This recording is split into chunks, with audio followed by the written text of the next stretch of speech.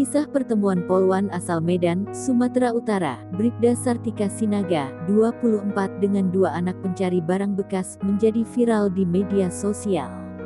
Sartika bertemu dengan Michael Silaban, 15, dan Oktaviani Silaban, 4 di Jembatan Jalan Maulana, Medan, Senin, tanggal 22 Maret tahun 2021. Saat bertemu dengan Sartika, kedua bocah tersebut sedang menunggu dijemput orang tuanya di jembatan itu.